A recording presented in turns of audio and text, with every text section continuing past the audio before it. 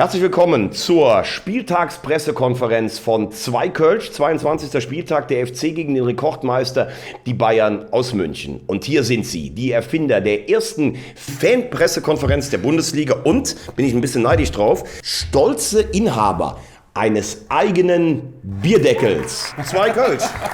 Die Ehre ist natürlich ganz auf unserer Seite. Die Zierde des Spielfeldrands, ja. Ein Riesentyp, Sky-Legende. Ja, absolute Legende, ein super Typ. Und wir waren ja auch schon so oft bei Sky. Und deswegen sind wir wirklich wahnsinnig happy, dass wir dich heute bei uns mal in der Sendung haben. Herzlich willkommen, Thomas Wagner! Jawohl!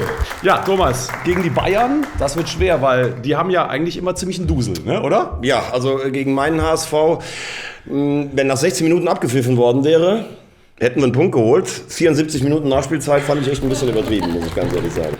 Ja, 0-0 würde ich sagen, reicht uns absolut nicht. Deswegen haben wir die Bayern knallhart analysiert und die Fehler herausgefunden. Der erste Schwachpunkt ist selbstverständlich der Trainer Ancelotti oder, wie wir sagen, der coachende Kapfen. Ja, als Spieler hast du vor allen Dingen immer ein Problem, wenn du ihn anschaust. Du weißt nämlich nie, kaut der jetzt oder coacht der dich gerade? Wobei der so viel redet und coacht wie ein Kapfen. Wobei, da muss ich jetzt wirklich mal sagen, ich bin nun alles andere als ein Bayern-Sympathisant, aber der Mann ist total sympathisch, auch im Interview am Spielfeldrand. Hat dreimal die Champions League gewonnen, das ist Rekord.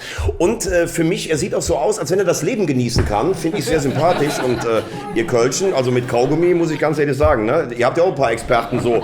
Kaugummi weit oder Zielwurf, ne?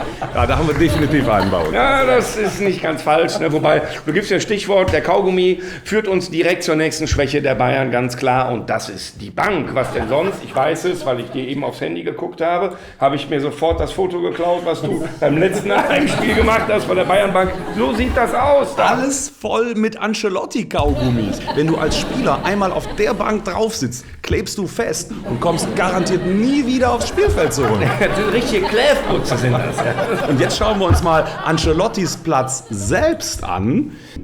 Ja, da sitzt der Mann und während des Spiels, der kann sich ja gar nicht richtig konzentrieren, weil der muss andauernd Geld nachwerfen. Na, wenigstens am Kleingeld sollte es mal nicht scheitern. Und was lernen wir daraus?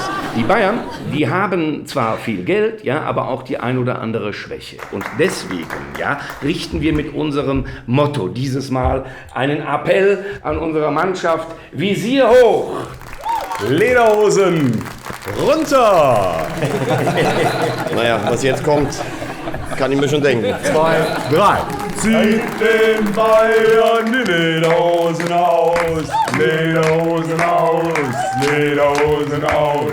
Zieht den Bayern die Lederhosen aus, Lederhosen aus. Will ich aufhören. Ich würde mal sagen, 3 Kölsch. Auf 3 Punkte. Prösterchen, Leute. Prösterchen. Auf ein schönes Spiel. Prost.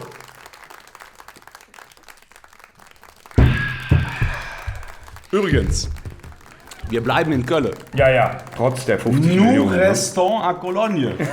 Ja, haben wir ja getwittert. Haben wir eben getwittert. Ihr könnt beruhigt sein.